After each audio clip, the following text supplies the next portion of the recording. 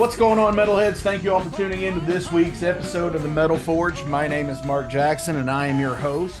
Jason Gardner from the Heavy Metal Wasteland is here in this pre-Thanksgiving episode of the Metal Forge with Seven Kingdoms. Yep. Dude, what's going on, man?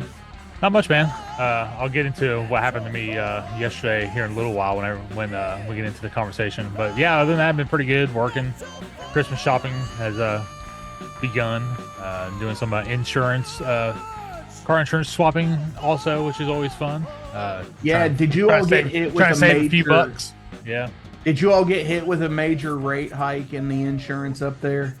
So the guy that we elected governor was actually a anti-insurance dude. So I think we're gonna be good. Like he shut them down when they were trying to raise rates for no reason. So I think we're okay. But well, that's as always, everything always eventually goes up. So, but right now sure. I think we're all right. Sure. So, Jason, I have a surprise today for you. We have a couple of guests sitting in the wings here waiting. We have first fellow Flamekeeper, Mr. Aaron Ossont, coming into the chat. The star of the show here. Hell yeah. Oh, look who it is. It is Aaron Ossont. Hi, everybody. Ossont&battery. Yeah. Or Aaron. I always say it Aaron Ossont like I say the show name, but it's Ossont, right? It's Austin, yeah. Yeah. So I don't really give a crap. I mean, mine is still just Jackass. So can I compliment Aaron real quick on his background is always changing. Like you can always look in the back and just see what's going on when he's on. I love that. You know, I mean, he's got the static posters on the wall, the tapestries actually. Yeah. And which is totally cool because I saw that More in the Light one in Chicago and I wanted to get it, but I didn't have the extra cash because I'd spent so much, and it's like, fuck, I need to buy that because I want it for the ceiling here in the Metal Forge. Fucking merch tables will get you. More in the Light tapestries. Yes, absolutely. I have another one. Hold on, I'll show you guys. We're getting a special treat here. And fucking merch tables will get you every time, man. I tell you. Oh my gosh. Yes. And I still have a Headless Cross poster to put up. And I got a bunch of like flyers from Dwayne Eldridge. He gave me some stuff, so nice. Dude, Dwayne's such a sweetheart. He's the man. He really is. But we also have another guest from Ice Howl. Mr. Jason Roach is here. Yeah. Dude, what is Hello, Metal Forge. And we Welcome. are going to talk about, first off, like I said, Camden Cruz from Seven Kingdoms is here today. We're going to be checking in with him in a minute. But, okay, I love Thanksgiving, and it's always fun because it's a food holiday, right? Because, hey, Yeah, look. yeah. But I always like the deal of finding out everybody else's Thanksgiving traditions. Do you do Thanksgiving traditions, guys? Yeah, I mean, yeah, I guess. I mean, I guess it's probably more a tradition with the food and what food I eat, you know? Hell yeah. So, What how about about you? you guys? You guys got I anything? agree. I'm watching football, I guess. Yeah, I only eat gravy on turkey like one time a year, and it's Thanksgiving. You know, it's like Well, yeah, I mean, I wouldn't think you'd be putting gravy on any turkey sandwiches like through the year or anything, like regular like sliced lunch meat. there's a barbecue place not too far from me that actually has a Thanksgiving Day sandwich, which they put all the Thanksgiving stuff on the sandwich and it's year round. Yeah. Ooh, that's Even good. cranberry sauce, which I detest. What? Very, very hard. Whoa, Oh, I hate whoa, Dude, whoa, I fucking hate cranberry sauce. Hey, I'm not afraid to say Jason, it. both Jasons here are on the same page because I'm not a big fan of it either. Yeah, that shit Now, sucks. is it Remember like there's- regular cranberry sauce, like with the berries in there, or is it like jellied cranberry sauce? No, I don't like cranberries, period. Like, their stupid upside-down can and all that shit. Like, you can fucking have that shit. I don't want any part of it. But it's on my table. But it's on my table every year As because a my New wife eats Englander, it. I'm feeling personally attacked here. Yeah, me too. I don't have to have it, but when I do have it, I really enjoy it. Yeah. Dude, I make it homemade every year. I make it with a little bit of cinnamon, a raspberry lambic beer, reduce it down, man, some sugar. Now You guys I don't can respect that because you don't do just the can. Right. But like Sure. for me personally, like I like cranberries, but I guess the cranberry sauce was never something that my family did for Thanksgiving. So Dude, you take a good cranberry sauce and you put it just like on the turkey sandwich with the turkey, and oh my gosh, it's almost like another layer, another level of good. now Mark knows better than anyone here, but the thing that I cherish the most about Thanksgiving is the pumpkin pie. Oh, Yes, he is a pumpkin spice fanatic. Yeah, I am. yeah, I can relate to that. I mean, there's just nothing better than just a good pumpkin pie. You know, just throw some whipped cream on top of that and just go to town, man. So how do you do I your don't whipped even cream? need it with whipped cream. Do you do like a dollop, or do you like encase it, like where there's no pumpkin pie Just to be a found? nice solid dollop. Okay, dollop. Yeah. Okay. Yeah, I agree. Down here, Yeah. they have pumpkin spice oil changes if you're interested in ever getting one. Wait, what? Did you say pumpkin spice oil change? Yeah, there's a Valvoline place in town that does a pumpkin spice oil change. Yeah. It's Interesting. it's air freshener. I in it? crack You up. can't- I crack up at it every fucking Hold on. time. You can't drop that news on me and not elaborate further. It's just a dumb. It's just a dumb way to get white girls to change their oil. Or me. Or me. Or Yeah. Jason, yeah. Yeah. Or next time I go by there, if the sign's still up, I'll take a picture and send it to you. Okay. I'm genuinely curious now. Yeah, the all pumpkin right, spice oil change. worst thing that's ever happened on Thanksgiving. Oh, someone burned a turkey. Oh, that Like sucks. overcooked it, where it's just like eating like some like thick sand, you know? Like Christmas vacation turkey. Yeah. It's not one I've ever made, because I inject mine to fucking it fails an NFL drug test when I do my turkey. But yeah, like It needs to be tested by USADA. I have been places where like the turkey comes out and like you cut into it, like you can just tell that it's just dry as a desert, you know. So yeah, burning And the that's turkey when the you big one. that's when you mix it with the cranberry sauce, and it makes it okay. Okay,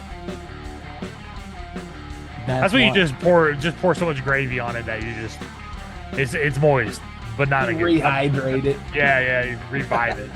Yeah, You go from turkey jerky to almost. yeah, to edible. What about Yeah. you, Aaron? What's the worst thing that's happened on Thanksgiving? I can't really think of anything specific. I guess maybe one time my mom wasn't there to cook dinner, so I think she was working or something, or up visiting my grandma, and my brother started microwaving the turkey because he thought it would defrost it quicker because it wasn't defrosted all the way.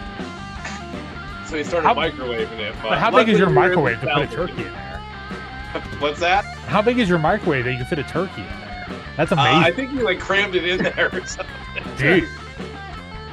Ironically, Randy Savage elbow drop. Yeah, that is quite the Man. microwave, I'd say. Ironically, he's actually a chef now, so Oh, nice. Yeah. Do you ever go to his restaurant and be like, "You remember that time you?" well he does microwave the turkey. he's a chef at like a banquet place. Brett does like bar mitzvahs and weddings and stuff. So Oh, cool. Hell yeah, man, that's awesome. What about you, Jason? I don't really have. You're gonna give me a Gremlin style story here.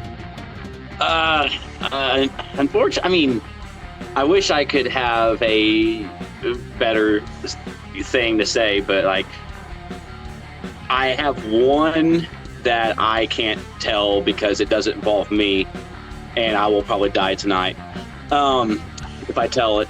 But the other thing, I don't really have anything in particular, other than, I guess, when we stopped really having Thanksgiving.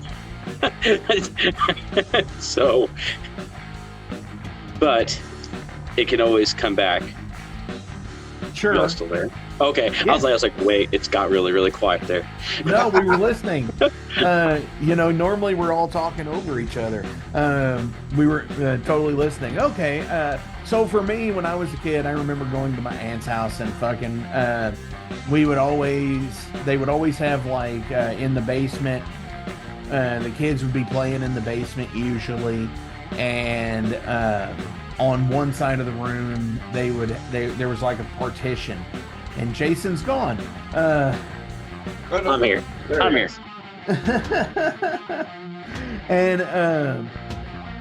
And they would set up a card table in that room, right? And you'd always get in trouble, like, get out of there, you're not supposed to be in here, blah, blah, blah, go play with the other kids and shit. And it's like, I remember falling down the steps one year. And it's like, that sucked ass. Yeah. Did you hurt yourself? Well, I mean, yeah, I fell down the fucking steps. It's like I didn't busted break lip, anything. Yeah, I think so. I didn't break anything,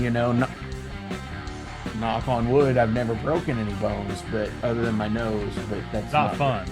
Not fun at all. No, but that's what I hear. It's not fun.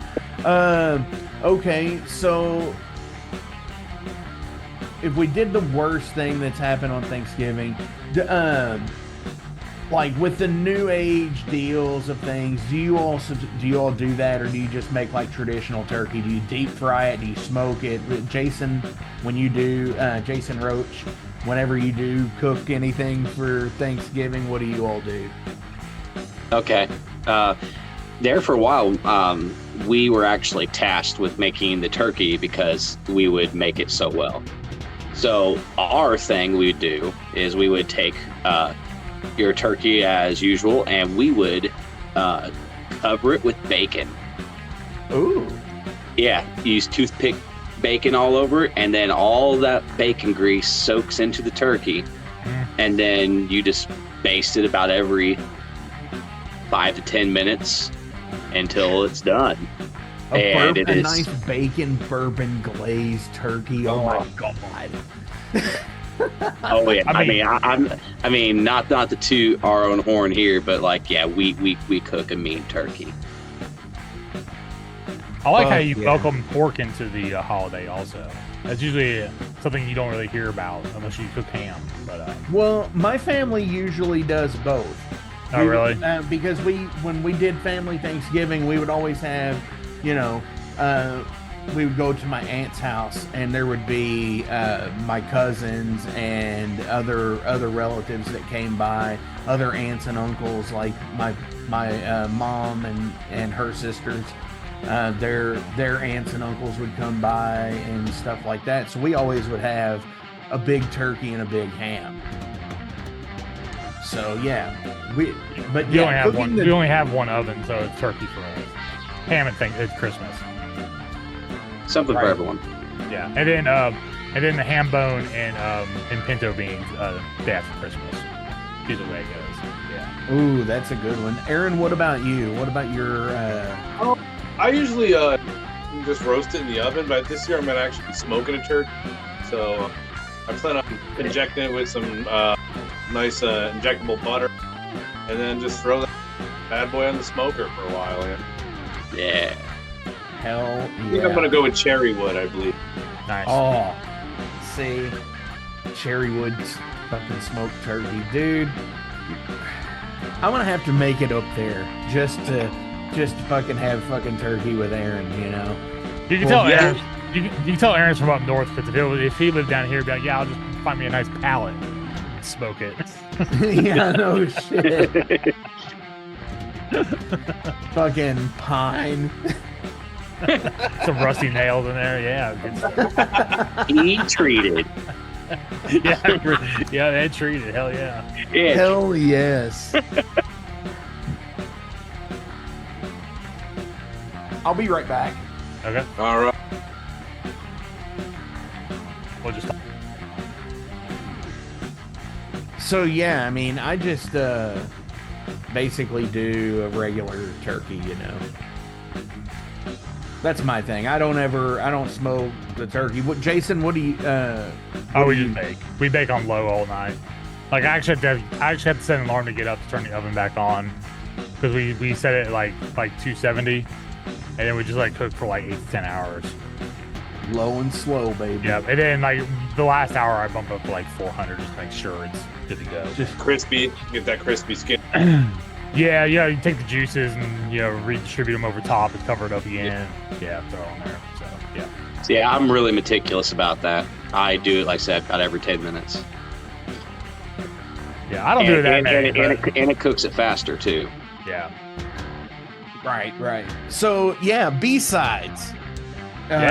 Is what this would be in the Metal Forge cookbook. Would be your B-sides. Your what are you having for your sides? Potatoes. Boil them, mash them, stick them in a stew. Which Yeah. any kind of, as long as potatoes are on the menu, you're cool with it. Usually a mashed potato, or See, I'm in the minority. or some butter, or some cube buttered potatoes. Yes, with where they're mixed up just enough to where there's almost like a, they're almost coated in themselves. Yes. Like the starch kind of gives off into the bottom. Yes. Yeah. That's all. Yes. Yeah. Absolutely. My favorite type of potatoes are buttered potatoes for that reason. Yeah. It's hard to go wrong with that. So. All right. So we got potatoes from two of the four of us. What about you all? Aaron, I love mashed potatoes. I like sweet potatoes as well. I gotta have sweet potato casserole. Sometimes I like to switch up what I do on top. Sometimes I'll go marshmallows. Sometimes I'll go candy pecan. One time we even did it was fried shallots we put on top of it. Whoa. And that was actually pretty good.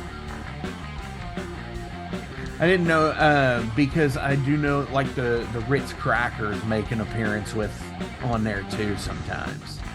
Really? I've never tried that. I'll have to try that sometime. Yeah.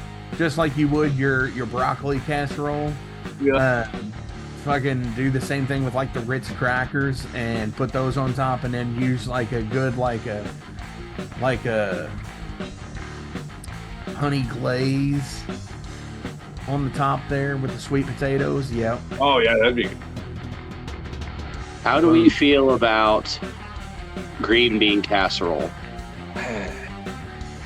Okay. Go ahead, haters. Go ahead, haters.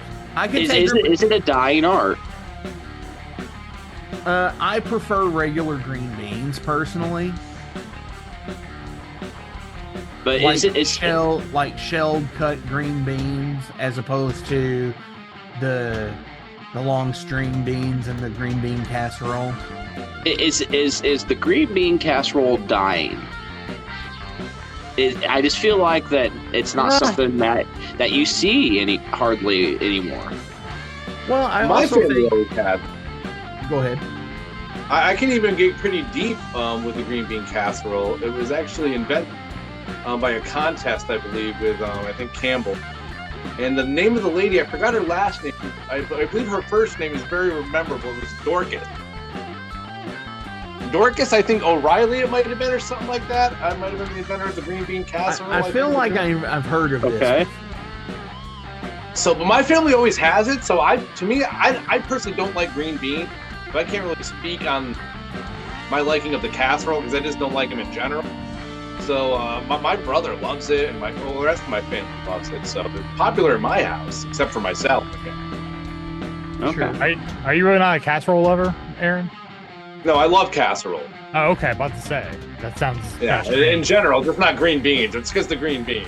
Like we're all pretty Dude. honky here. Casserole's kind of in our DNA, you know. It's like, Hey, you make a great like Mexican casserole with cornbread on top. Oh my Yeah. god. Oh I don't know yeah. about any casserole, to be honest with you. I eat that shit every night if I could, but I would get stabbed. I don't know if I could take tuna casserole or anything. If you do it right, it's good. Yeah, I don't mind tuna casserole once or twice a year. What's this? Okay, some more sides. I do a 5 cheese baked macaroni sheet. Mm. You know, That sounds delicious. yeah, and it's got like, like seasoned salt, and you know, a lot of actual like crushed black pepper in there. Like a pinch of taco seasoning gives it a little bit of a zing. And Taco. there you go. Mark. Not the orange cat. Oh, okay.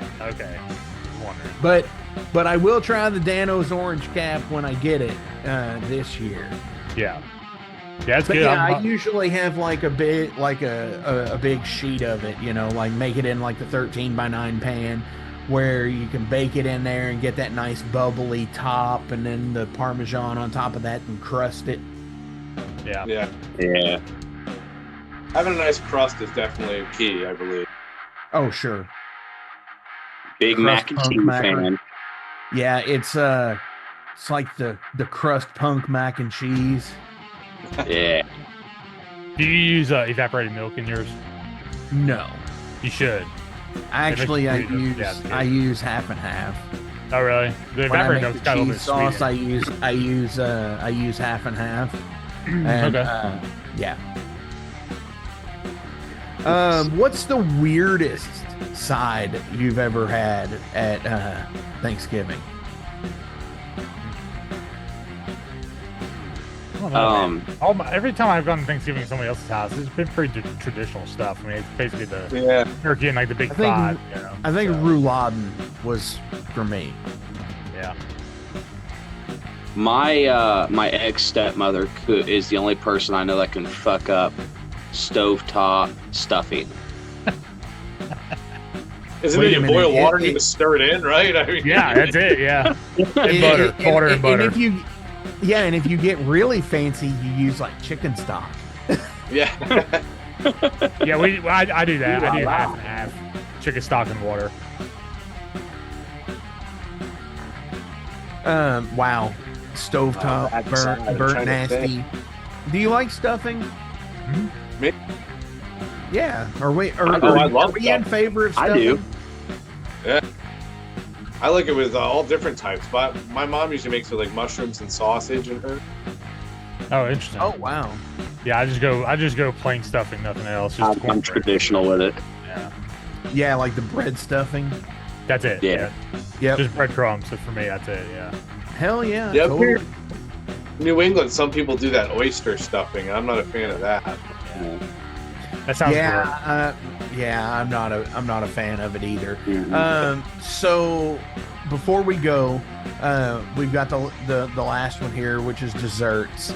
Obviously, we've already mentioned pumpkin pie. I've already bought one and eaten one for the season. Yes. I couldn't even wait. I couldn't even wait until Thanksgiving. Because I'm a man of a certain age, and I said, you know what, motherfuck this.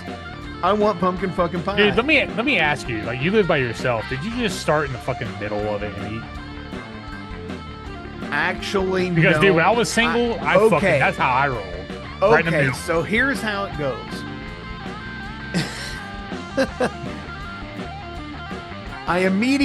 It's the smaller one, okay? It's like the regular one. It's 8-inch or whatever. Yeah. Yeah. I immediately, Jason, what do you look like you're really close to the screen here. Yeah, we're I right. am. Jason's judging me. I immediately cut it in half and took half of the pie and started eating it from the middle of that half. Yes. Okay. Yeah, there we go. Yeah. Yes. But it was store bought, so it had the extra crunchy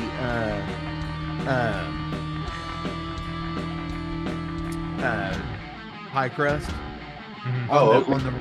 on the edge, and I love that when Me the too. pie crust around the edge is crunchy and not like Oh yeah. because it's almost like an extra. It's like a treat in itself of getting to actually have the pumpkin pie and the crunchy crust. Yeah. We buy apple, pumpkin, and sweet potato. And sometimes pecan if I have to get a week before. Okay, so So we go for like 4 of them and ice cream.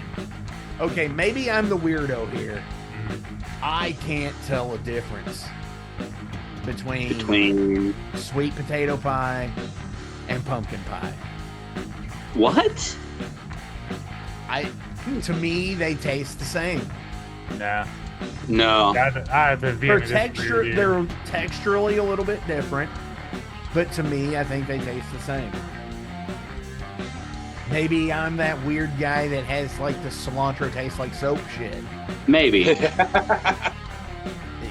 Let's go with that. I'll give you a pass on that one. Basically, what Mark's trying to say is they're the same in appearance, but sweet potato pie is the Timu pumpkin pie.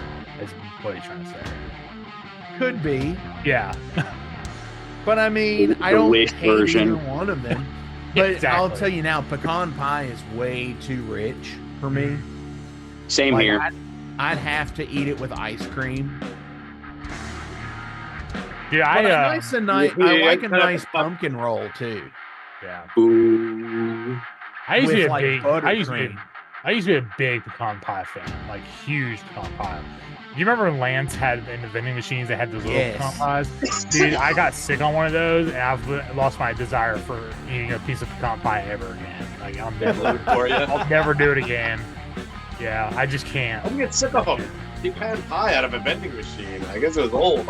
Dude, I was like 20 years old, man. Like I had like an iron gut, dude. It would dissolve anything, except for that pecan Dude, pie. that's the apparently. name of your next band.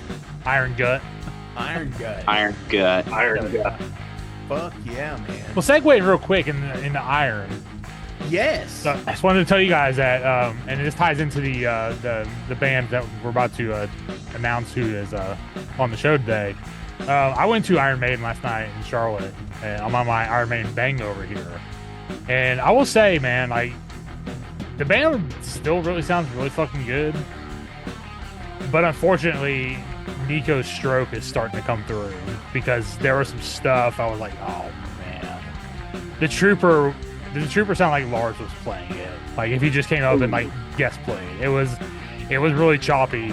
So like the cracks are starting to show. But if you get to see the Future Pass tour, still I would highly recommend it. And I have a preview of the unsleeves I'm about to do because I have I spent like $125 in merch last night for this company to have some content. Yeah, baby. But I will show this for a preview and say no more. That's it. This is credit. Yeah, this is credit card quality stuff right here. But you have to watch the unsleeve to see what it is. But Nice. yeah. But I saw. Did you get the Flamekeeper pass at the show, and did you get to go back and meet Nico and everything? 'Cause Yeah, I just wore my Flamekeeper, my Metal Forge shirt, and they were just like, "Come on back." sure, yeah, I knew that was, Open the velvet yeah, ropes. see? I just went on back. Yeah. But no, seriously, I saw a 3 Seven Sisters shirt at the show last night. Oh, nice. Yeah, not even exaggerating. 3. Yep. Nice. Yeah. So, and one Night Demon shirt, which I thought was pretty cool.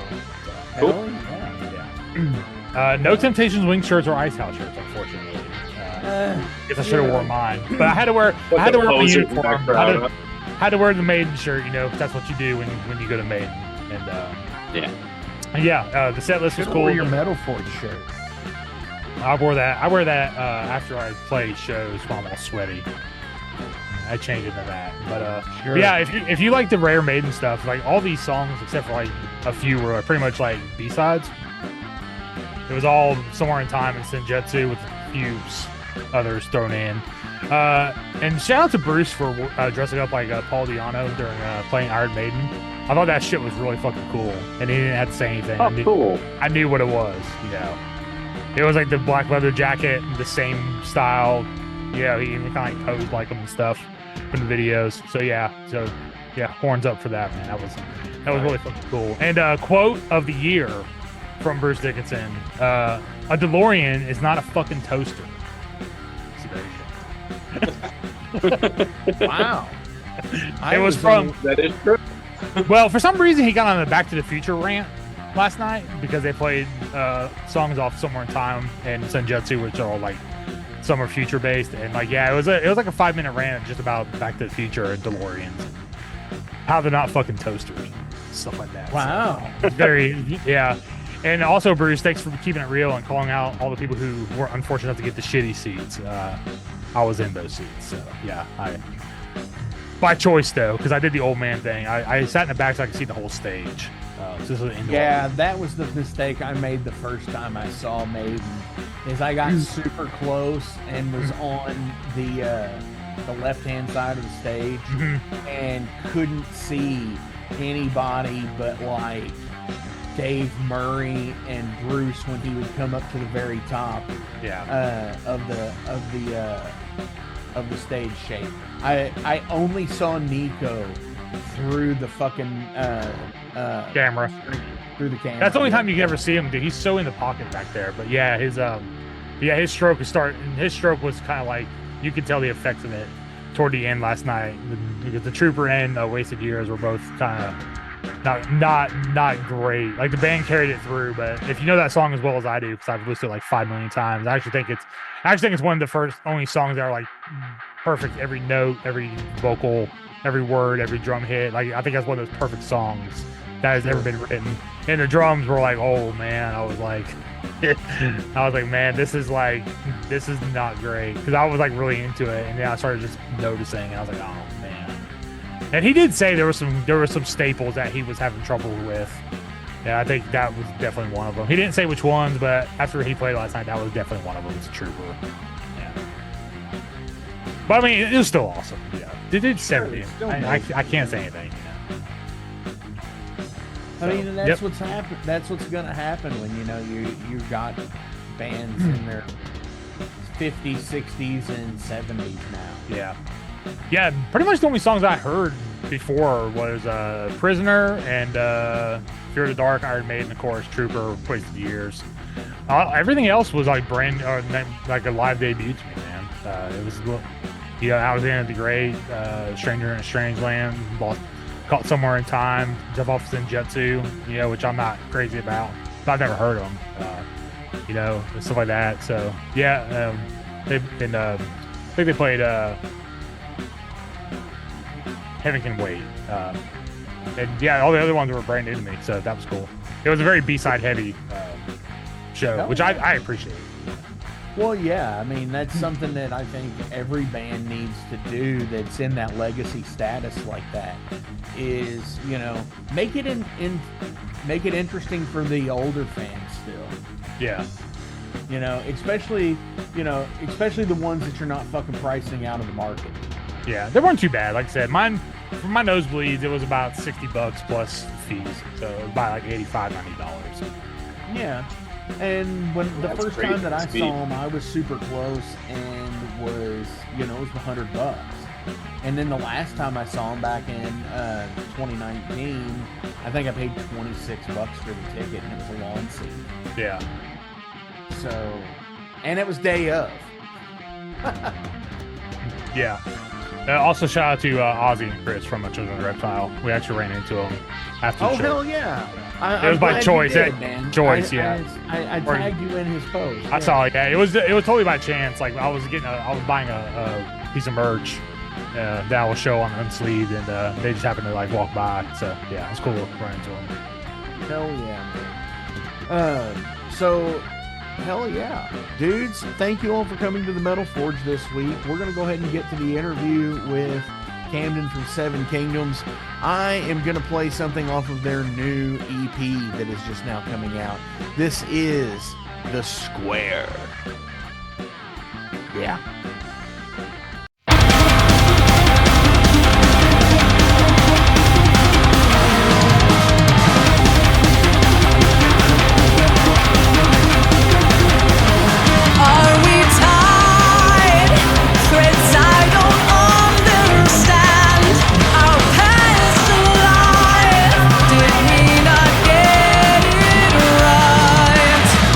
You love me now, feels like pain.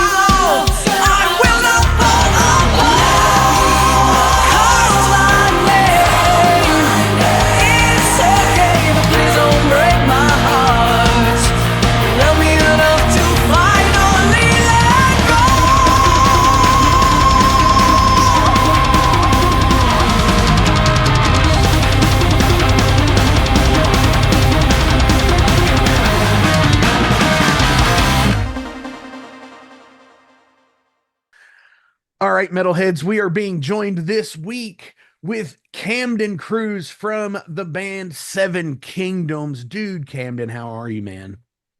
I'm good. Thank you very much for having us. And yeah, stoked to chit chat for a little bit.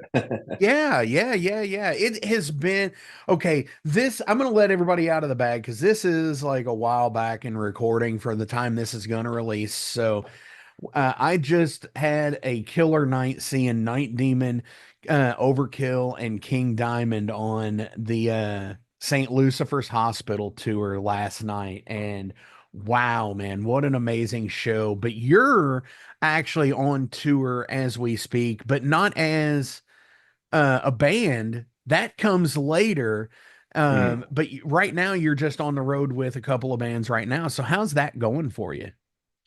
It's going great. I'm out here in Europe representing Windrose. I'm on the management team of Hard Impact Music, and I'm over here with them, and they're the openers for the Powerwolf Arena Tour out here. So it's been Dude. pretty wild. It's been really nuts. So they're doing a really good job. They're turning a whole lot of heads, and it was the right move for the boys, and I can't wait to see where they propel themselves further from here. Speaking of right moves, okay, we're going to talk about Seven Kingdoms here for a minute. Now, you all are based out of DeLand, Florida, which I've always liked. I listen to Bob and Tom, and I hear this stupid joke all the time: "Is where is DeLand, Florida? It's Yeah. next to DC." Uh, Jesus. Now, just out of like I consult metal archives usually on the day of an interview. Mhm. And I was glad to notice that what I had said when I beaconed in and said, you know what, this band reminds me of kind of like if Dragon Force and Nightwish had a baby. I haven't And heard I that one say yet, that but I'll because take you've it. got the thrashiness, you've got the Yeah. thrash metal involved there, but then you've got like the power metal involved as well. So a power thrash band is what I'm calling you Mhm. guys, or you Yeah, you yeah, all. yeah. I mean, Yeah, I mean, is that what you would consider Seven Kingdoms? yeah, I mean, there's a lot of I think the longer that we go into our career, the more we just generally settle on power metal as a just a blanket. I mean, Sure. there's so many little subgenres, and I mean, especially with the new music. I mean, the EP, an EP is a wide. We only get 4 songs to give you a sample with. It's more like an appetizer before the album comes out, kind of thing. Right. So there's a lot of. I mean, there's some not power thrash on the EP, as I'm sure you've heard. So like, it's just we kind of just fall in this blanket of power metal. We're trying to kind of put the American power metal in the front of that just to kind of give us a sound that is a little less European. I think the next albums will be a little more aggressive, maybe, but with Okay. still the hooks and stuff like that, and of course power metal elements.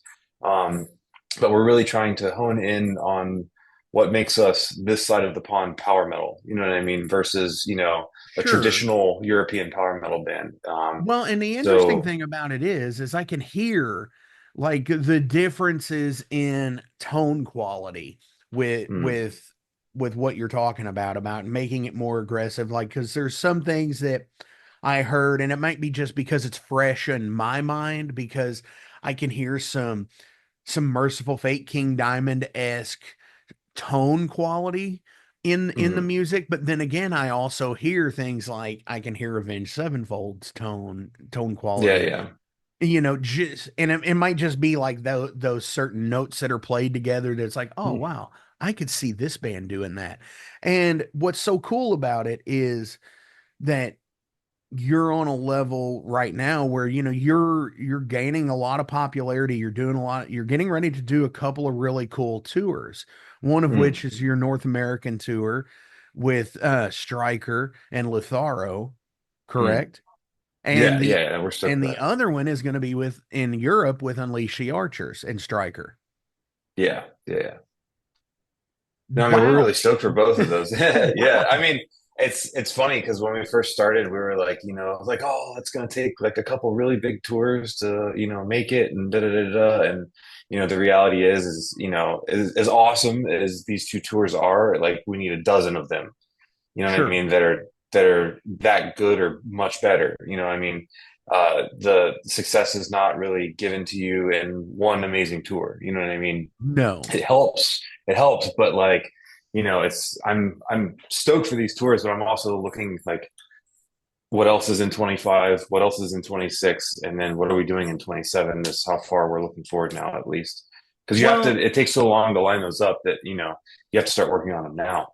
oh yes, absolutely. And that's one of the things that, being a promoter on my end and in the management end of things, how hard it can be to nail someone down a year in advance. It's like Oh we're yeah. not booking for that yet, and it's like you kind of need to start booking for it because Yep. and then all of a sudden you're going to be held in the dirt because, you've got all these other tours, and then it's like you miss out almost, Yeah, yeah, yeah, yeah. I mean, you have to especially from a early bird. booking aspect. Yeah, early bird definitely gets the worm, and the idea of having the proper representation with the industry professionals that book these tours is really important to have that kind of person in front of the band that has a relationship with everybody that is pushing you in advance, well in advance, so that way you get the shot to, do what you need to do, and you're not doing it last minute. Definitely. Definitely. So, speaking of the new EP called The Square from Raining Phoenix Music, I love this cover art because it has this total Book of the Dead feel to it. Hmm. I'm a Mummy fan from way back, Right on. even with Karloff. Not necessarily this new Tom Cruise thing, but it totally has like the picture of like where you would use the key in the original Mummy. I love it. It has this book-esque quality to it. Yeah, yeah, yeah, for sure. Yeah, we so the Sabrina kind of came up with the idea to use some kind of Egyptian elements. Sure. And there's a couple things. She's actually when we're not on tour, we are well, she is a astrologist, and she does tarot readings professionally, actually. So Interesting. that's what she does. I mean, for a living, I guess, for part of her living. You know what I mean? Hell She yeah. really enjoys it. She helps out a lot of people that can't find. She helps out a lot of people with just dealing with stuff in their life, or looking for answers to things, or a guidance to things that they necessarily can't find in traditional sources. Um, she's really good at reading planetary charts and star charts and stuff like that. So she spent a lot of time learning the stuff, and I mean, she's turned me Now, into a believer. So is she's kind she of one? sprinkled all that. Is she one that watches movies and says that's not the right sky for that moment in time? Like on like Yeah, not necessarily. She's really into like she like can I saw find Neil deGrasse Tyson do that. It's like, oh yeah, yeah, the sky when the Titanic crashed, that wasn't the sky. That was a modern sky. It's like, what? yeah. I mean, she knows. I mean, she knows that, but she's mostly like, I guess the only way to describe it is like when you're born, um, the time and date that you're born, that exact moment is essentially like a universal fingerprint. So at that point in time, different planets are in very specific areas. And, Sure.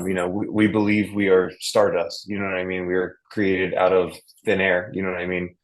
And essentially, with that data, she can read where everything was at a specific time, and kind of give you guidance about, like, for instance, me, like she'll tell me, like, if I'm having a bad day, she's like, oh yeah, like just be careful with, take everything with a grain of salt that you take today. And she'll tell me this in the morning, and it's like, oh, the day's been fine. And then, you know what? By the end of the day, like, chances are, like, I've had to use that little bit of advice to just like chill for a second and not react to a situation that may have happened on the road or working or something like that.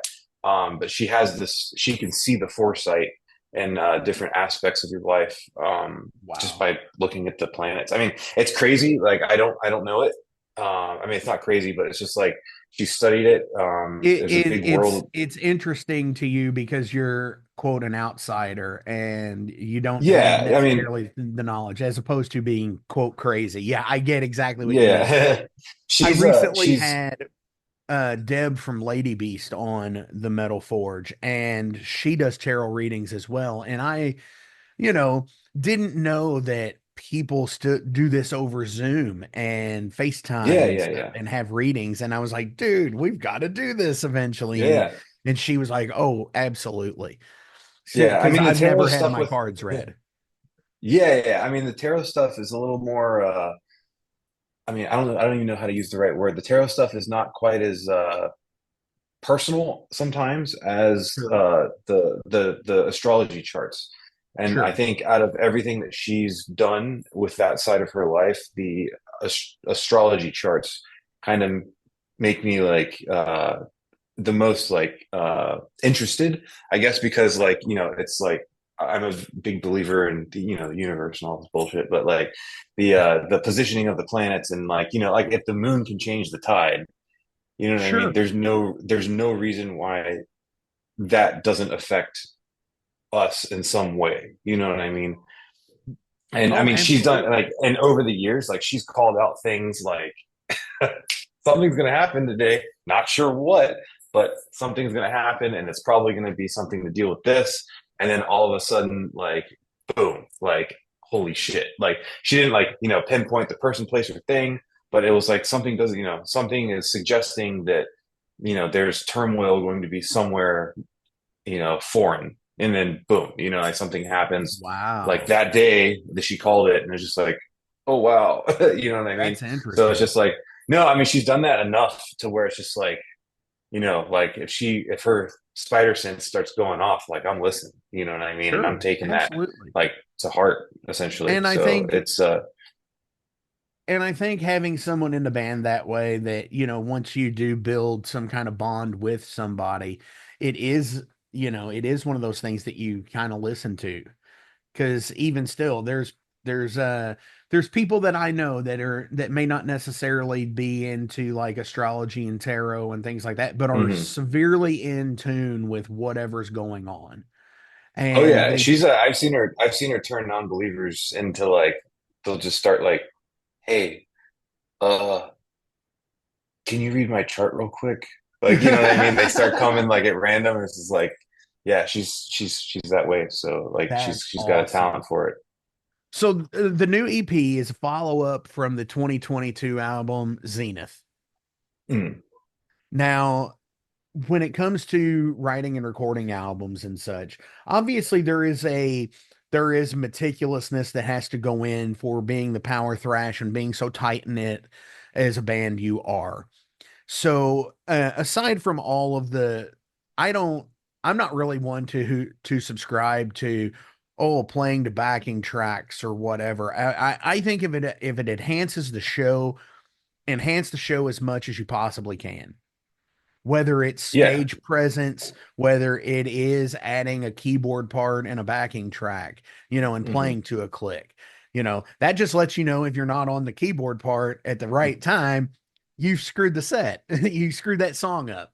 But no, Yeah. for example, when it comes to writing and recording and actually going out and putting foot to pavement and fingers to strings and sticks to heads when it comes down to it, what is the ultimate goal that you want to see happen, or what is the ultimate thing you like to see in the crowd, I should say? I mean, I mean, we're here to just have a good time. I mean, we obviously want to make a living. This is a business, you know what I mean? We make music that we enjoy first, but that we also believe we can grow with. And you know, we're constantly trying to get bigger, you know what I mean? And Sure. our tastes have changed over time. You know, so that's reflected in all of the music from our first record, I'm sure, when we were out of high school.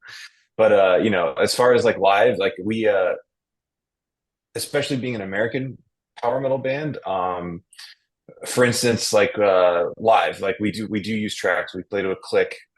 We have stuff that we can't recreate live or bring the human body to do it yet.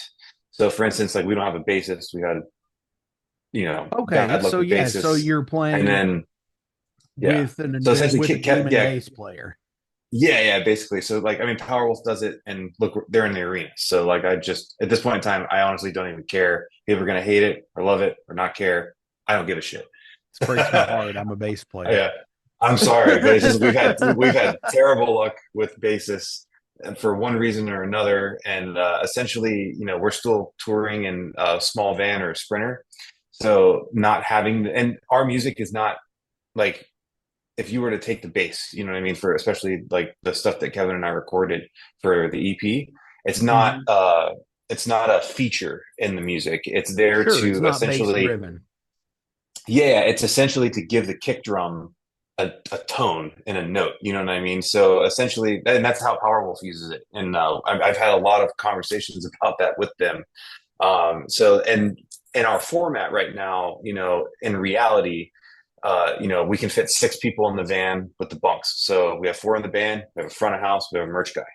So it's just like we need Hell those yeah. other people in the crew. Can't fit another body. You know what I mean? If we had a bassist, like it wouldn't work with our Sure. traveling arrangements essentially. And honestly, it's just it's something we do in house now. Kevin and I are just doing it, and it's worked so well that we're just going to continue this way probably forever. And use that extra space for a light guy or a content guy or something that really Yeah. is Or more adding merch to even. yeah, or it's adding to our brand and our touring ability. We've been doing a lot of keyboard like sounds and stuff, and so Okay. like obviously I'm not going to carry I'm not going to carry a keyboardist for half of a song. You know what I mean? And all the bands are using keyboards now. When we go in the studio, we record very choir style vocals that essentially cannot be recreated. Like, even if Kevin and I and even if like Keith or whatever were had the Britney Spears mics, you know what I mean? Sure. And even if 3 of us were singing in harmony and everything, it's not going to sound the same as what we've spent time and money recording in the Right. studio with like 12 people. You know what I mean? So like we pipe those choirs in because we want that feature. We want it to sound like there's a choir of people there. You know what I mean? And so like we some of that. Sabrina likes having her own harmonies piped in, so so it sounds like a recreation of the album. Sure. I know personally as a music fan too, like I've enjoyed watching bands tracked, and I actually miss some bands that are like kind of a little more elitist, like, oh, we will never use a track or a click or whatever. And you miss these little things, you know what I mean, that you find in the music, and you miss it live for the sake of what, you know what I mean, because you're too Exactly. cool, you know what I mean. And so it's Well, just it's not and also now too with the modern guitar rigs, like Kevin and I are running through one Axe effects. So like when you're on the recording program, like it goes to the click, and now the computer is doing our foot switch changes. So like there's less to do on stage. Like, sure. when we go and Kevin goes into a solo, like it just automatically turns on. We're not running across the stage trying to like click the button. You know what I mean? And see, It's that really tech nice. is so awesome. And I watched a video from a few years ago, just here recently, and it was talking about Kirk Hammett. And Mhm. of course, he has like 9 wall drops on stage, Yeah, yeah, you yeah, know. yeah. But if he, But that's but it. the, but, well, yeah, and that's it. But the crazy Yeah, thing about it is like they're all wired together to where if yeah, he leaves one on, they have a manual cutoff switch for it yeah, under the stage, and they yeah, can actually cut them off. And okay, so he's ran from, like you said, running from side to side and yeah, trying to hit pedals. They have that technology to where he can be over here, run across the other side, and if he left that wall on, as soon as he engages the other one, it cuts off. yeah, yeah, yeah. No, I mean That is that's a cool as little shit. yeah. That's a little bit different. Wah pedals or they're more like expression pedals rather than like patch changes. So I mean, a bench essentially, if you go to a show, King Diamond, for example, I mean, I would assume that there's no pedals on the front of the stage. I don't think that the Not at guitar all. players are. Yeah, it's a clean However, stage for the I look. will say this, out of everything clean that they played, they did do the only change was they did have the acoustic stand up there. Oh yeah. But So even that was still, it. like yeah, like recently, actually, the tour that we're about to go on, we were all wired, like guitar rigs wise, like we were just running wired. And now with the in-ears, we have a Sennheiser endorsement, so we finally got the wireless instrument stuff. So Sabrina's wireless, the two guitars are wireless. So essentially, It there's makes no such a cables on the. difference. It does, it really does. And there's so much more freedom just to run around stage and not have to think about I can now just walk over to like Kevin's side freely, and then I can just mosey over there and both of us go into a lead together. You know what I mean? And you're Nice. not like, oh, let me run over here and then turn my shit off and then I'll run back to the other side of the stage and then trip over cables and also like, so really looking forward to that. I mean, the tour that we're about to do, the stages aren't super huge because it's our own tour and we're still a growing band. But like, if we ever It get the makes a shot to difference. do, yeah, it makes a huge difference. So like, for instance, the bigger stages that we'll play in Europe with Unleash the Archers, that's when personally, like Kevin and I are really going to see the difference because we're not, going 30 feet one way or another, you know what I mean, or 40 feet one way or another, just to run back to my position to change and then go back over there and like Sure. perform. You know what I mean? We can just And stay in a and that spot, was work one of all the over. things that I noticed with the show last night is like it honestly felt like a big local show. Hmm. Maybe it's because I knew so many people at the show, but when you're watching a band run between monitors up front to Yeah. try and get back to switching, Oh yeah. it's like it's when it makes me think of when I have to do it, and I was like, oh my gosh, Yeah. oh, I know No, how it hard was that is, actually, guys. I'm sorry. I've been chasing channel switches down for all my life. And honestly, No, it's just, and in the last 6 months, we've got, the whole set is programmed on the Reaper. Like, so we're using Reaper for all of our playback. So, heavy. we're sending a MIDI signal out of Reaper into our interface that hits the back of the Axe effects, and that's programmed into every song. So every time like it's a big process. Actually, it's more in depth than people will even think or realize when you are a Oh, it track is. band. You know what I mean? So It it's is just an like you have to absolute. physically go and like pause it right when the switch is, program it real quick, and then make sure it works. You know what I mean? And Yes. then Oh, like, absolutely. but My but then the band work is done. Overload does it, and I Yeah. definitely get it. But it is something about it is like once you get rolling with it and you get your idea of okay, this because obviously every venue is different. You're going to have a learning curve on every venue because the supplies will be in different places, etc. But it is so liberating and it makes you feel like you've went from here to here as an artist when you're able to Yeah. hear everything with the in-ears. Oh my gosh, I say I'll never go back, but yet I play in a band that plays old school still. So I'll never go back. I'll definitely never ever go back. So it's just, it's I a mean, great experience. yeah. Once you have Now the, go ahead. oh no, I was just saying, like, once you have the actual like in your rig and like you're getting the mix that makes you feel comfortable, it just Yep, makes you play better. it does. It absolutely does. So, to stay away from like because obviously there are bands out there that play to tracks and play to a click that absolutely in my opinion don't handle it in the right way when something happens. Hmm. If something were to happen, do you have like are you all traveling with like a spare set of things like a laptop for example? Because obviously, the Oh falling in yeah. reverse thing has been a hot button issue lately where they've canceled multiple shows because their laptop crashed. Yeah. and I they mean, couldn't. so basically, yeah, I mean, we can play a show. It's just not going to be the same because we're going to lose bass, and then we're Sure, going to lose harmonies. We're going to lose keyboards, and we're going to lose backing vocals. And I mean, at this point, I mean, again, I don't care. Like right. I'm But keeping. you're So the still band going to has, deliver, is what it yeah, is. yeah.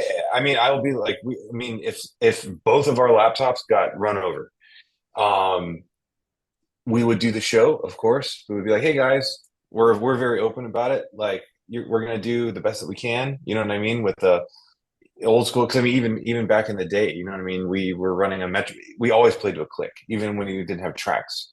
Sure, Um, so like, we would just like Keith would have like a metronome on his phone. You know what I mean? He's just got something piped into his little mixer and stuff. But essentially, part of our job as a band is to be prepared for those situations. So we do have backups. So like the band has a MacBook Air that is just solely for that purpose, for the tracks. And like that's our streaming laptop and our tracks laptop. And then also my personal Mac that I'm talking to you on now, I have a backup on that for everything. So sure. yeah, I mean, essentially, like that's a really big oof to not have the laptops working. So like that's a huge priority for us to make sure that these are safe. And I mean, honestly, this is a member of our band. You know what I mean? And Hmm. this is just the modern era, and that's what we choose to do. So we take the precaution to make sure that we have a proper show by having the tools that we need. I mean, the laptop is as important as the in-ears, you know what I mean, and as important as the guitars, and as important as the mics and stuff like that. Hell yeah. So, before we get into the derailed segment, which is 5 random questions about you as a person, obviously starting 11/9 and going to 12/8, the North American tour, and then December 2nd all the way through. Oh wow. Uh, Hang on I a think it's like second. February 12th through February. March. Yeah. February. See, they got the dates backwards. They did the European dating. So February 12th through March the 2nd, Yeah. yeah, you're going to be on tour with Unleash the Archers over in Europe. Hell yeah. I'm looking forward to it. The closest show it looks like to me is actually going to be Reggie's in Chicago at the end of November. I will try to Oh make it yeah, the up big for one. that. It's a 5 hour trip, but hey, it's at the Oh end of man. the, it'll be a nice Christmas trip before Christmas. Yeah, stay the weekend, get some deep dish. Oh, Rico Benny, Rico Yeah. Benny's in Chicago. Yep. Oh, Chef's Kiss, super awesome. It's inexpensive pizza, so good. And I don't say cheap Yep. because nothing is cheap. It's just inexpensive. Right on. Um, what does success look like for you? Um, Success is basically, I mean, we've reached a little bit of that right now. I mean, the first goal with the band was to be able to survive without having to work our 9 to 5s. And then for me personally, it was to make music full time, regardless if it's my band or a combination of my band and then industry work, which is what I'm doing now. But is to essentially make our own way and not have to count on essentially a corporate job or something like that. Sure. So we've kind of hit that first goal, you know what I mean, and we have to maintain it. But at the same time, like true success is, to be able to tour comfortably, like in say a bus, and to be able to pay our bills with higher expenses, essentially, and to obviously to change lives and give people something wonderful to listen to. Hopefully our music is used for a positive light in people's lives. But it's at the end of the day, it's a business. This is our passion. Music is, but at the same time, it's to afford living just a solid, middle class living. We're not trying to Sure. be millionaires. You know what I mean? We don't need to Yeah, play arenas. you're Actually, not, it's it'd be funny. I'm nice, seeing, but yeah, it's funny because I'm seeing like Powerwolf in the arenas now. And honestly, like after seeing all of it and what's involved from the large club to the arena jump, like I would totally be fine never reaching like headliner arena status because it's just too much bullshit. Like Sure. I would much rather sell Reggie's out two nights. You know what I mean? Like we can make a killer living doing that kind of thing. You know what I mean? 5, 6, 7, 800 cap club. You know what I mean? Like you could sell 2 nights out of there or move to a bigger 2000 cap, sell a night out there. You can make a phenomenal living just doing like Sure. that big. So like we're not greedy. Of course, we're always going to make the steps to grow. And I hope by the time I'm 50 or 60, you know what I mean? Like we've constantly grown. It's just never, and especially working for bands and seeing bands kind of settle and kind of, not all of them, but some of them have the hard time of, they're older and they're later in their life and they kind of feel that they've put their time in and then they should just be able to headline everywhere. But the right move is to go support a bigger band, even if you are old. So like, Yes. and to continue growing. And if you, that's the only way to stay afloat and to keep rising. And so like I'm chasing that perspective and bringing that perspective to the table pretty much until we can't even pick up an instrument anymore. That is an insanely articulate concept to say how the end goal should always be to support someone bigger no matter how old you are. Yeah. Because I someone's agree with always going to that be bigger than you. 100%. But I also think too that some of those bands that are the elder statesmen of the metal scene now, I think a lot of them are guilty of not taking out younger bands. Yeah. Well, It's like especially there's a like, big so. disconnect in some Mhm. scenes now where bands like seeing a band like on that bill with King Diamond, Overkill, and Night Demon, that is a great bill. And that is a bill Yeah. that is to me is a perfect bill. It puts, an elder thrash band opening for, King Diamond of all people, and then a newer band opening up for Overkill. And that's the way I think it should always be. It should always be like that. I Yeah. I agree with you. Yeah, no, for sure. I mean, it's just one of those things where a lot of the way that tours are structured now is, a big headliner is going to want to find a special guest that is Yeah. going to add a couple hundred to 1,000 people. You know what I mean? To raise it, because what happens is they get to raise their ticket price a little bit, and Yep. then they get to fill the place that they might not have filled up. You know what I mean? It's like, oh, if you got a small arena, it's like, oh, if we were by ourselves, it'd be 70 or 80%. You know, let's add Let's someone bring that puts so a, and so. yeah, let's bring so and so that has a slightly different, you know, fan base. You know what I mean? And Let's it's just essentially a big say headliner's way of crossing over and opening, but not opening for somebody. You know what I mean? So sure. Yeah, and let's just say I think bands like Metallica don't necessarily need to take out bands like Pantera. yeah, they just did it because they're friends. I mean, it was a smart deal. I mean, because like it's the two bands that are talked about the most right now. You know what I mean? But Sure. I mean, for instance, I thought it was cool that Metallica brought Epica at one of their shows. You know what I What's mean? that again? That's some Epica.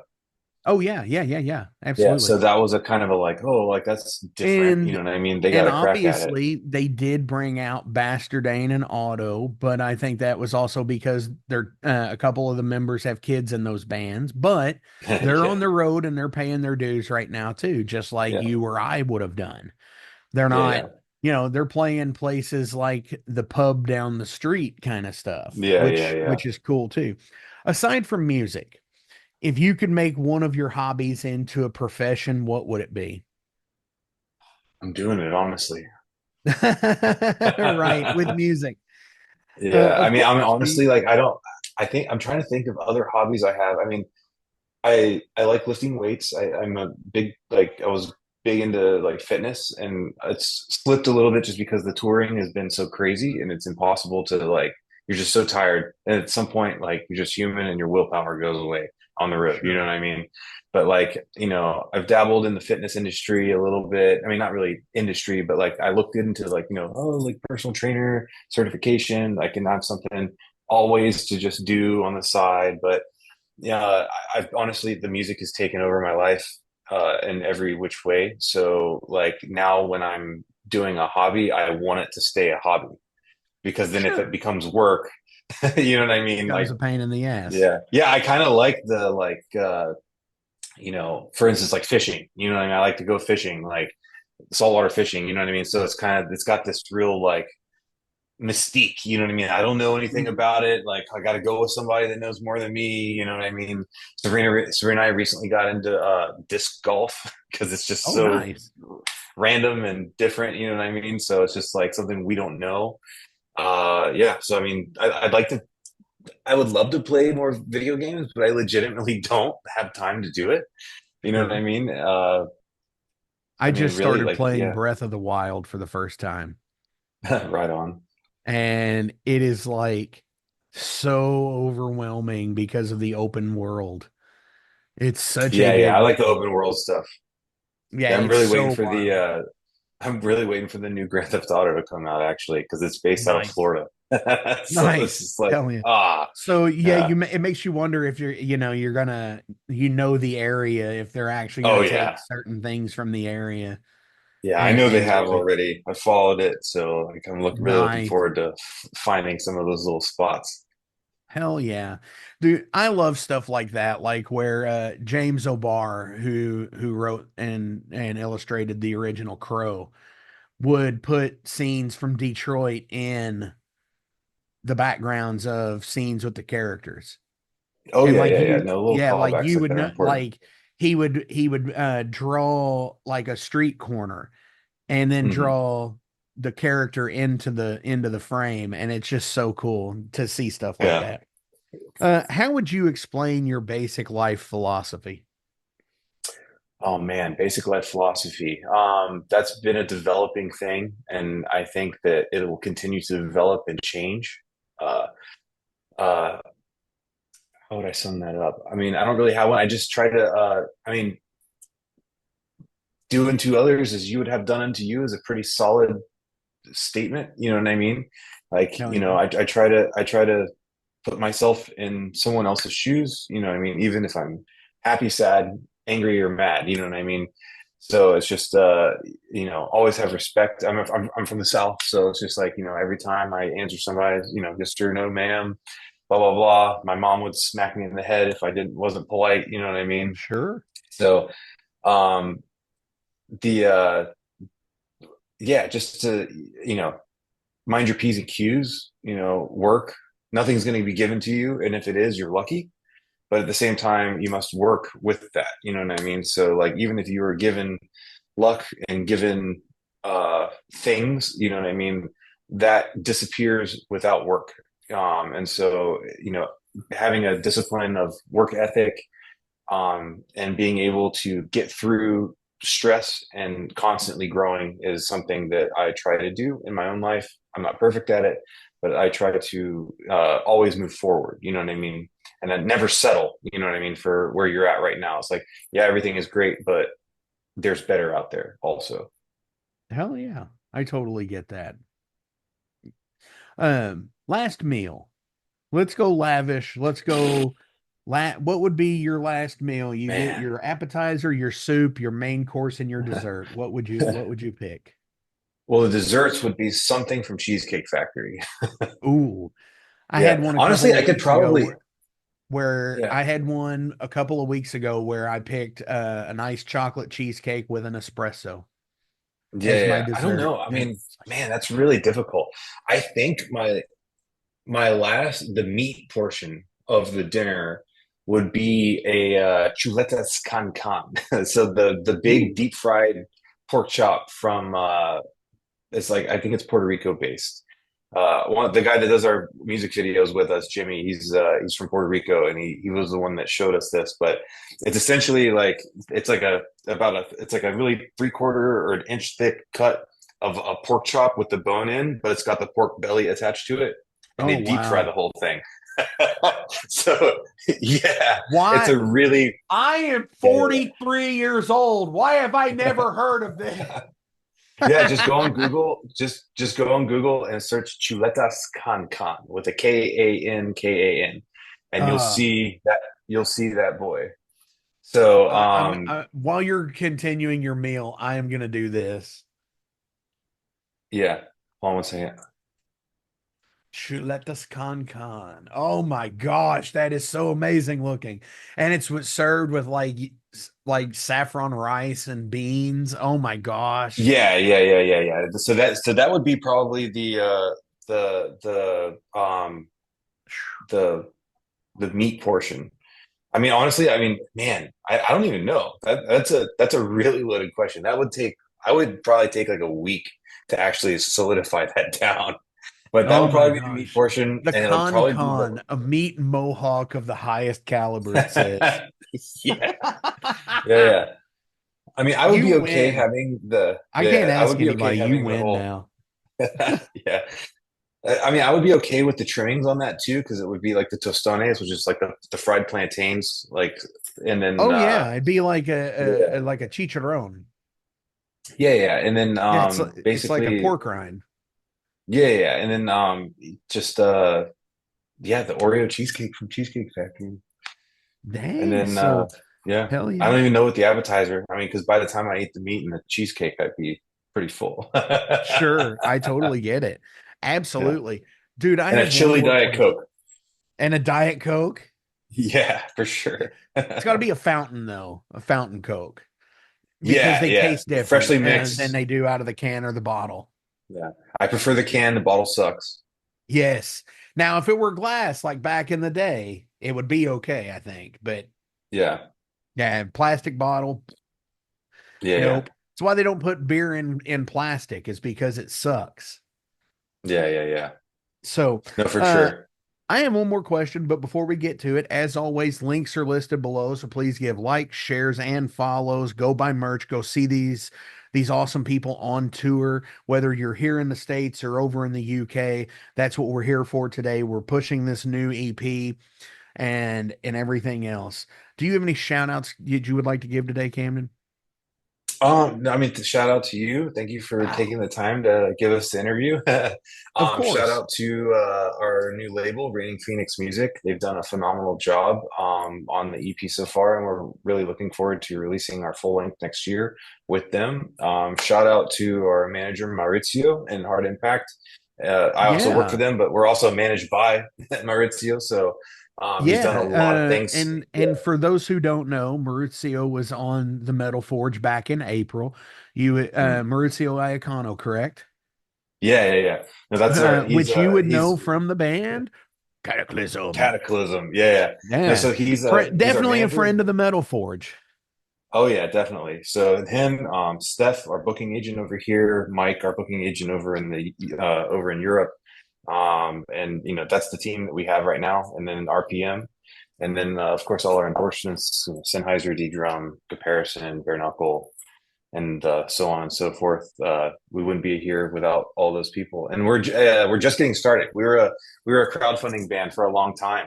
You know what I mean? And we didn't have these big heavyweight industry people looking at us and behind us literally until about a year and a half ago. So Nice. essentially, we're just getting started with our our trajectory, I guess. You know what I mean? Now that we have the people starting to pay attention, And that's and where it all starts, man. that's where it starts. And I've been doing this. I mean, the band's been a band since 2007, and it's taken that long to just get to this point. Yeah. So, you know, we really So appreciate all the people that are 17 behind us. years now. You're about to Yep. celebrate a 20-year anniversary in a couple of years. Yep. And that's so wild to me that bands, the trajectories take so much longer now than they did 40 years ago. Oh yeah. I mean, I mean, I don't even know what advice I would give to a person wanting to try to do this nowadays. You know what I mean? And even still, like that's different than when we started, which is different Sure. from when other people started. So it's just, you know, it takes a bit of that blind, uh, what's the word? Naivety, when you're just naive and you're just like, you Sure. know, oh, I'm gonna try this, I'm gonna Blind make this faith. music. Yeah, it takes that kind of young blind faith to want to do it and stick to it. And Sure. then, you know, then you get And to a then you point where it's become like, institutionalized.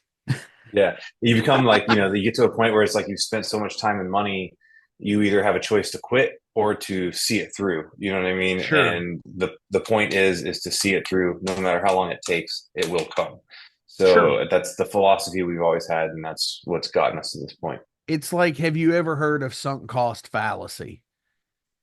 Yeah. Uh, Sunk cost fallacy is the concept to where you've put so much money and time into the project that you know that it's either see it through or quit completely. Yeah. And And then how are you you going to have feel nothing to when you're do on? but see it through. Yeah. And then if you quit, how's that going to make you feel when you're 70, 80, 90, 100 years old about to die? You know what I mean? You're just going to Sure. be a quitter at that point. Exactly. Not So my not final going to be that question of guy. the day is kind of a loose little fun question. Gender aside, would you rather be Sigourney Weaver in Alien or Arnold in Predator? Oh, definitely Arnold and Predator. Yeah. Yeah. Just so I could do that's the movie with Dylan, right? Yeah. Yeah. Dylan. I would do that just Yes. so that was my arm in that one little gift that everybody uses. Hell yes. I totally Yeah. get it. And honestly, the Ripley character, she gets like screwed over completely because like not Yeah. only is she the last one to survive her ship, but she wakes up from cryosleep 57 years in the future and then Yeah. crash lands on a prison planet and Yeah. then like his clone 200 years later. Come on. Yeah. You talk about being screwed over by the system, man. Yeah. That's They really wouldn't crazy. even let her die. They had to bring her back.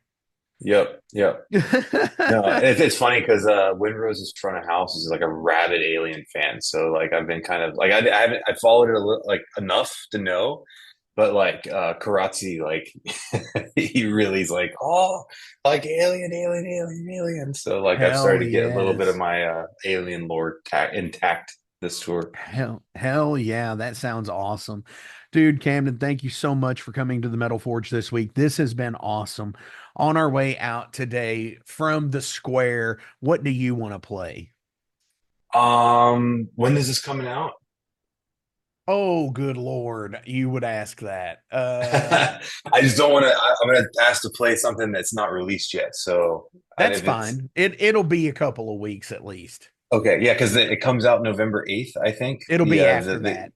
okay, yeah. Let's do Wilted Pieces because that's my favorite one off the record. Awesome. You heard him. This is Yeah. Wilted Pieces from Seven Kingdoms. Yeah.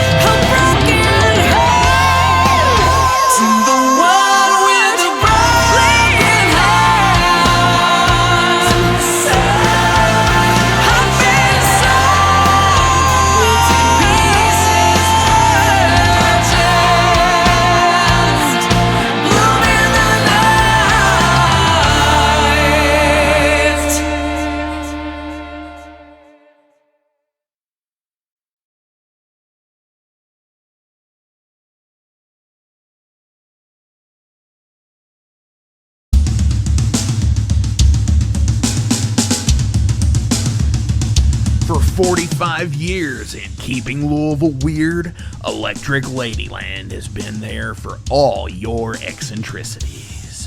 While they do offer the best smoking supplies out on the market today, there's a whole lot more to check out. From ashtrays and blacklight posters, to records, incense and burners, and items to stock your metaphysical supply.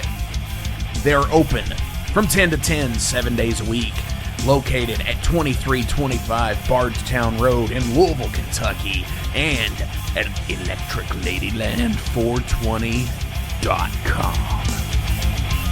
Roll out.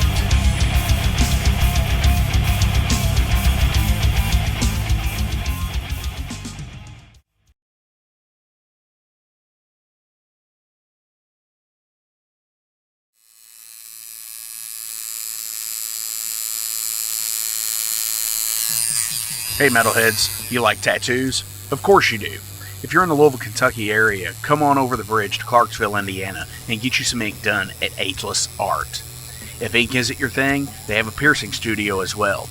Visit agelessartclarksville.com to see some frequently asked questions, meet the staff. The shop is open Monday through Thursday, 12 to 8 p.m., Saturdays, 12 to 10 p.m., and Sundays, 12 to 6 p.m., all appointment-only spots. You can set up your appointments by phone at 812-283-1793 or email agelessarttatooandpiercing@gmail.com, and someone will get you set up for your first or your next tattoo or piercing.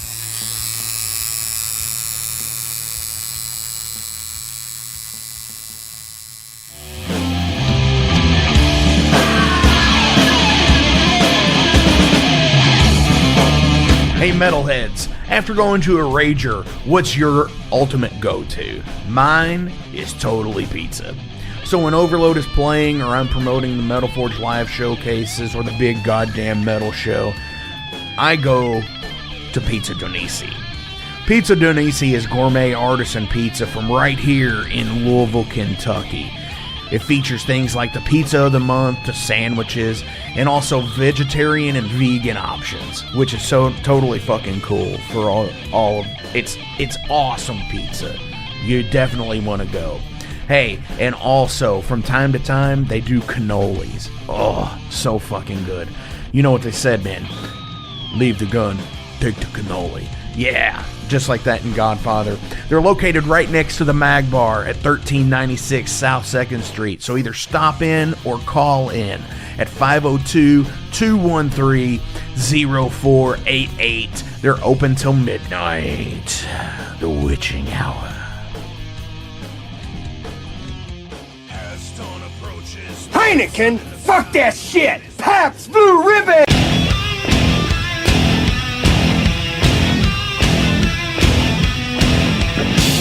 Hey metalheads, you all hear me talk about Mag Bar all the time. It is the home to the Metal Forge live showcases and is an integral stop in the ultimate underground metal tour schedule. They obviously feature live music, but the Mag Bar also has daily specials like Pint and Slice Night on Tuesdays with Pizza Donisi. But they also do Bring Your Own Vinyl on Thursdays with DJ Kent Jackson, and Finer Things Sundays. Located right next to Pizza Donisi at 1398 South 2nd Street, open 3 p.m. to 4 a.m. 7 days a week. Get your asses out to the Mag Bar.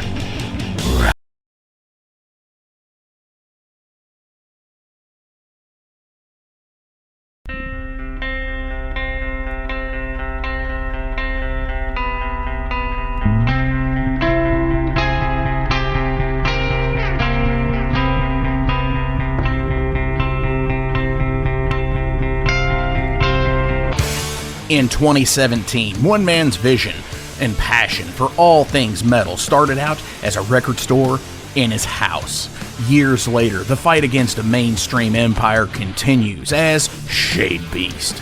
An independent metal collective and online store based in Athens, Georgia, is the world's premier heavy metal brand for music heads that value authenticity over the mainstream acceptance. Featuring original t-shirts from some of the best underground artists, as well as stickers, posters from the Shade Beast Presents concert series. Unique, one-of-a-kind collectibles and small curated selection of vinyl and cassettes from the masters old and new. Visit shadebeast.com and enter promo code SithLord for free domestic shipping on your first order, whether you're a new customer or returning.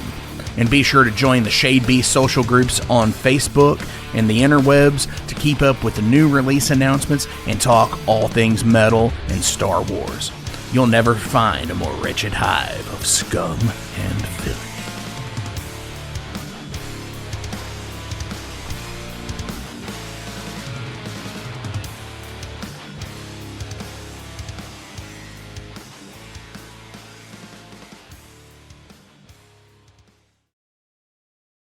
Welcome to the night. You think you know Night Demon? Then the Night Demon Heavy Metal Podcast is for you. Step into the darkness as we peel back the curtain to give you an unprecedented, all-access look into the mind and the heart of the demon. We're talking band history, song analysis, studio anecdotes, stories from the road. It's everything a diehard Night Demon fan could want and more.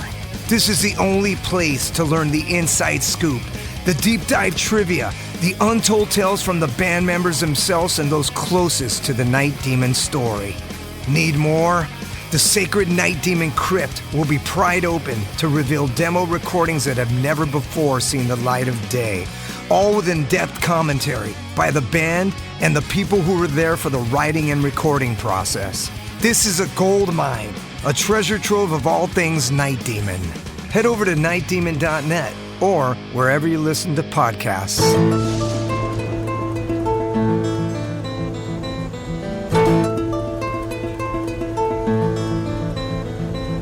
Since 2013, there has been a calling from the underground, from the graves of all those unholy, and they decided to make a zine to talk about all of this. Soul Grinder Zine! An independent metal zine to keep you informed on all things metal and horror from the underground. Available in both print and digital formats, they're bringing you the best interviews and reviews out there today. Not only do they do the zine, but they also do compilation CDs. Check them out at facebook.com/soulgrinder.zine and start your subscription now.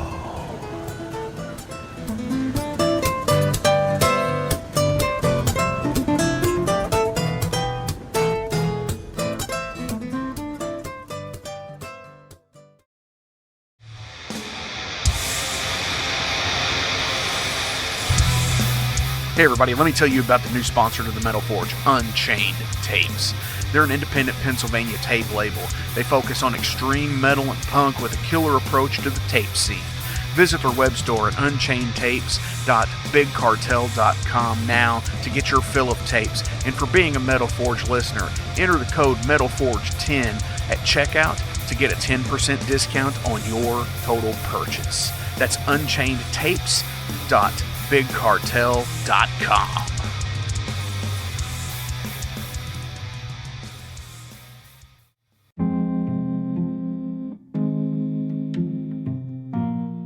What's up, Metal Forge fans? This is Alan Bishop, the alchemist of Indiana's Black Forest and head distiller at Spirits of French Lick.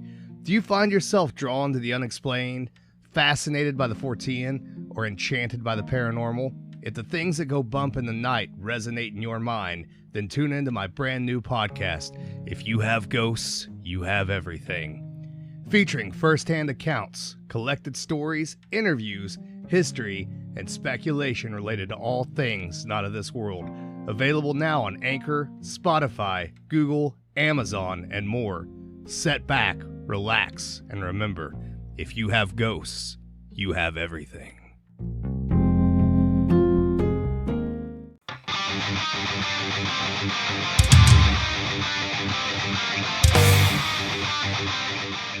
Hey, let me tell you guys about Mercenary Press. They're an independent London label and distributor of all things metal. Mercenary Press delivers the goods from their own independent zine. Trust me, you're going to want to get in on that. To distributing various bands from all over the world, including Cramp from Spain and Sadistic Force from Texas. Visit mercenarypress.bigcartel.com to find out what all they have in stock and what you can order. And for Metal Forge listeners, enter code METALFORGE10 to receive a discount on your total purchase at mercenarypress.bigcartel.com. Check it out now.